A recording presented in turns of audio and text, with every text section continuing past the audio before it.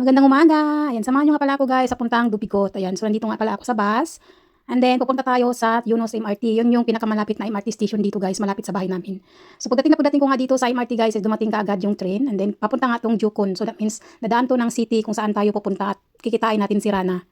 Siya nga pala guys, 18 years na pala ako dito nagtatrabaho sa Singapore. Sasabihin ko sa inyo kung ano yung mga experience ko dito bago ako uwi ng Pinas.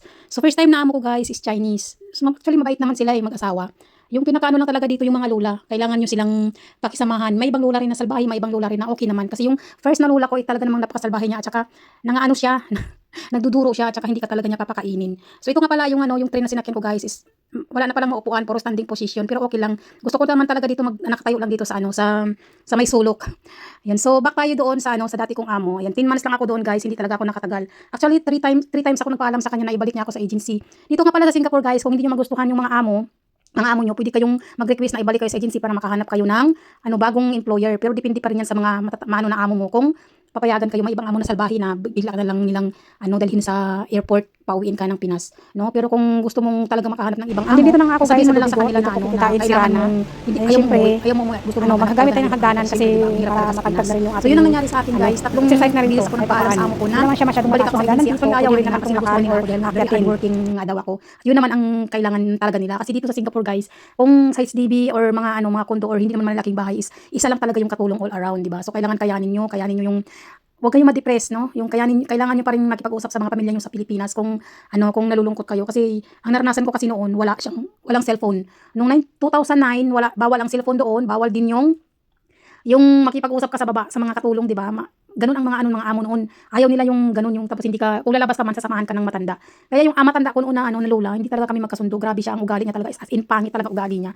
Tapos 10 months lang ako doon nung tamang-tama. Pumayag na rin sila na magpalit ako ng agency kasi as in hindi ko na talaga kaya, sobrang payat ko noon.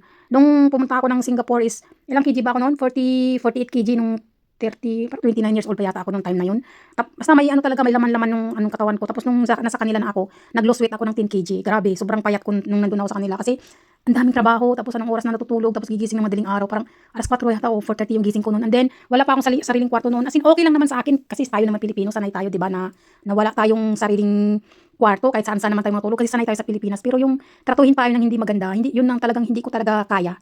So, ayun, nung binalik na ako sa agency, napunta naman ako sa Pilipino na employer.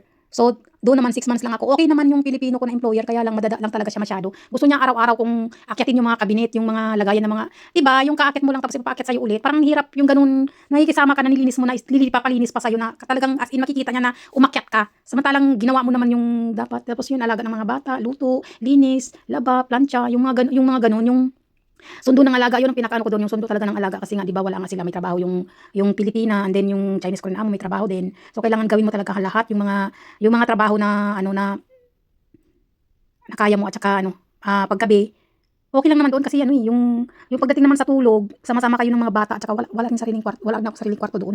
Kasama ko yung mga bata sa kwarto at saka yung kapatid nila na mataba. As in okay naman yung pangalawa kong amo and then nawalan din siya ng trabaho, wala na rin siyang papasahod kaya sabi niya, daw maghanap ulit ako ng another employer. So yun na yung to be continue. Kasi wala na tayong oras, masyado na palang mahaba itong pagdadaldal ko dito. Ayan. So sa guys, continue natin yung aking story next time. Doon na tayo sa sa pangatlong amo kung sino yung nahanap ko. Bye bye everyone. I love you all. Have a nice day. Mwah.